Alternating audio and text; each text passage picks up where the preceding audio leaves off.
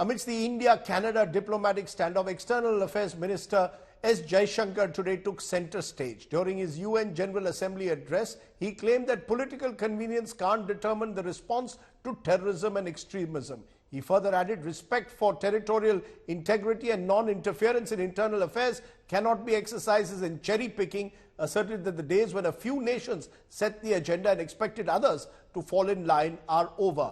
Was that an oblique message to Canada? Listen in first to the External Affairs Minister. Nor must we countenance that political convenience determines responses to terrorism, extremism and violence. Similarly, respect for territorial integrity and non-interference in internal affairs cannot be exercises in cherry-picking. When reality departs from the rhetoric, we must have the courage to call it out. Without genuine solidarity, there can never be real trust. This is very much the sentiment of the Global South. Dr. Jaishankar at the UNGA. Now, all of this is coming, of course, against the backdrop of Canadian Prime Minister Justin Trudeau's accusation that India is in some way involved, or there's a possible link, potential link for the murder of Khalistani terrorist Hardeep Nijjar. But a US media report has now revealed that the fact is Canada botched up the probe. The report in the Washington Post. According to that, slow police response, jurisdictional disagreements, no immediate questioning of eyewitnesses. Where does that leave the probe into Nijjar's killing? Take a look. Canadian security agencies have been actively pursuing credible allegations of a potential link between agents of the government of India and the killing of a Canadian citizen, Hardeep Singh Nijjar. An allegation that India vehemently rejected from the very beginning. Accusations regarding the murder of Hardeep Singh Nijjar, the Canadian government contends, were partly based on intelligence shared by a key member of the Five Eyes Alliance. In an unexpected turn of events, a Washington Post report has now turned those very allegations on their head. The Washington Post report, relying on CCTV footage and witness interviews, suggests possible lapses in policing and intelligence on the day of the killing at the Gurdwara in Surrey. Investigators failed to adequately inform members of the local Sikh community about their inquiry into the June 18th killing. Police response was reportedly delayed. Intra-agency disagreements further prolonged the investigation. Residents also claim that investigators did not promptly request access to the CCTV footage. The Washington Post also provided an account of the 90-second security camera footage capturing Nijjar's murder. According to the news report, a sedan blocked Nijjar's truck as he attempted to leave the Gurdwara parking lot. Two individuals wearing hooded sweatshirts emerged from the car, brandishing a firearm at the truck's driver's seat. Subsequently, investigators discovered that 50 bullets were fired during that incident. 34 of them struck Nijjar. The sedan fled the scene and the perpetrators remained at large. The Gurdwara leader even mentioned the discovery of a tracking device attached to Nijjar's car wheel. If this doesn't constitute a failure in Canadian law enforcement and intelligence, then what does? Bureau Report, India Today. And joining me now is a very special guest, joined by Michael Rubin, Senior Fellow at the American Enterprise Institute in Washington, D.C. Appreciate your joining us, Mr. Rubin. How are you seeing this escalating diplomatic war of words between India and Canada? What role specifically are you seeing Washington playing, given the fact that the U.S. Secretary of State Blinken has spoken about the need for India to cooperate with the Canadian probe? You've got James Sullivan, your National Security Advisor, saying no country should get special exemption for activities like the allegations made by Canada of involvement of Indian government agents. How are you seeing Washington's role? Frankly, I'm seeing the United States try to kick the can down the road. I'm not going to put as negative a light on Secretary of State Blinken's comments. Look, the investigation could just as easily be India sharing information with regard to what they know about Nijjar's involvement in the assassination of Rapudaman Singh Malik and shedding light on some of the gang warfare knowledge they have with regard to intra-Sikh dynamics. You know, back in April, 17 Sikhs were arrested in Sacramento, California, largely for their gang activity as well. It's a problem which India knows more about. Canada's playing catch-up. The barometer you really need to look at in the United States is not what Tony Blinken says or Jake Sullivan says, but rather the rhetoric that's coming out of Congress. And I don't see Congress turning on India at this point. In fact, Khalistani activists have been trying to get Congress to turn, have been trying to target Hindu politicians of both parties, and it's happened without success. As long as Congress holds firm, I don't think India has anything to worry about.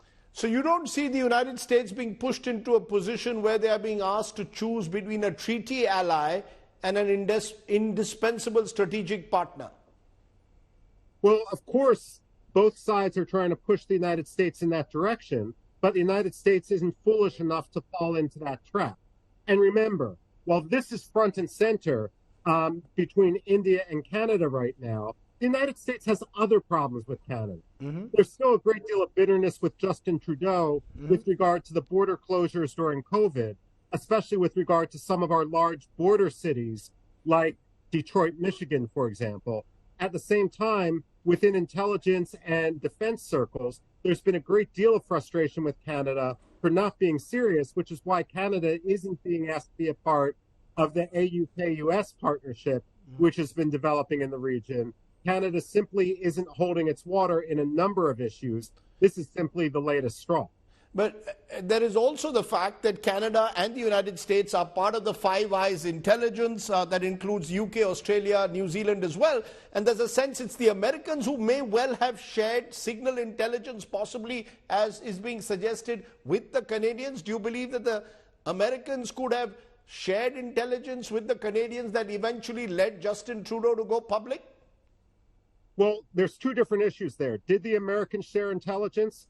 Yes. After the fact, to provide context. The fact that they didn't do so before the fact suggests there was no smoking gun, that it caught the American intelligence community by surprise, just like it caught Canadian police by surprise. If Canada keeps up its antics, suggesting that the United States has a smoking gun when it doesn't, pretty soon we're not going to be talking about the Five Eyes. We're going to be talking about the Four Eyes, because Canada can't continue to betray and politicize intelligence the way it is now. So you think that Washington will get tough with Canada if Trudeau crosses a red line, am I correct? I believe that within not only the United States, but within Canadian security services as well, there's a belief that Trudeau has crossed a red line. You don't hint that intelligence is, to the extent it is, if you're not willing to share it. Now, in briefings inside Canada, the Premier of British Columbia, the province in which this happened, said basically what he got was an unclassified briefing that could have been assembled by Google. That doesn't suggest that there's a lot of there. And one thing to keep in mind here is while India is contextualizing Justin Trudeau as in over his head, Canadian journalists are doing the same thing. The age of governments being able to say, trust the intelligence is long since past us. Frankly, you can also blame the George W. Bush Iraq War fiasco for that. But Justin Trudeau is foolish if he believes that anyone is going to trust him in the United States when he can't even get Canadians to trust him. There's also the comments which the Indian foreign minister made in the UN Security Council, where he says you cannot cherry pick when it comes to territorial integrity. Terrorism cannot become a weapon of a political agenda. Some way sending out signals that India will not tolerate Western hypocrisy, double standards, that the Canadians have for much too long been far too soft on those who advocate Khalistani separatism and possibly violence. Do you believe those comments will hit home? I believe they already have had residents. Look, the problem in Canada was not simply the murder of Hardeep Singh Nijjar and who may or may not have been behind it. This has been a problem ongoing for years.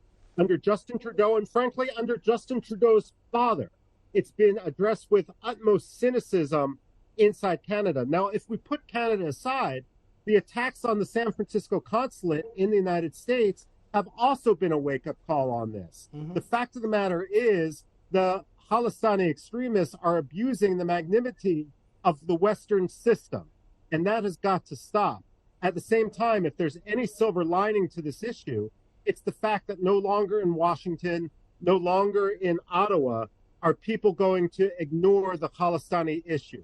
You know, that's what I wanted to understand. Are you saying even in Washington now there will be a tougher stand on those who are seen in the name of Khalistan to carry out protests of the kind that turned violent in San Francisco? Am I correct? Traditionally, there has been a double standard. We haven't taken it seriously. We haven't understood that what the militants and extremists are saying here has absolutely no resonance in Punjab or India more broadly. This is something which is people are rapidly getting an education on. I would say the difference is the United States is willing to learn. Justin Trudeau is simply trying to save his neck. So the big picture at the end of the day, you believe the events of the last 10 days have been a wake-up call for the Western world, particularly for Canada, to some extent for the United States, and you believe that Justin Trudeau has no option in a way but to pull back. He cannot be seen to be saber-rattling on sensitive intelligence issues. What if he turns around and says that we have hard information tomorrow and puts that out in the public domain? Will that change opinion if there is hard evidence put out of a so-called Indian hand? Well, first of all, it's time for Justin Trudeau to put up or shut up. If he had the evidence, it should be presented. And if there is a hidden hand behind this murder, it also raises the question about who Hardeep Singh Nijjar was and why Canada was protecting him. You know, the people who are looking at Hardeep's background have already come forward with a lot of information. Pictures of Hardeep Singh Nijjar with AK-47s, which are illegal in Canada. Is this man really a plumber? What did Canada know, and why were they giving him exceptions to Canadian law at every single opportunity? I see an intelligence failure on part in parallel with what we saw before 9/11, where the FBI in the United States was ignoring Saudis coming, learning at flight schools how to take off, but having no interest in landing. After the fact, we're seeing a lot of dots that should have been put together by the intelligence services. That's what Canada should be focusing on, how they let this man into the system and why for so long they turned a blind eye to his terrorism. Mr. Rubin, you've given us a very tough response, and you've in a sense put across what you believe is a growing anger over double standards even within a section of the Washington establishment when it comes to dealing with terror. I appreciate you joining me and speaking your mind. Thank you very much. Thank you. Okay.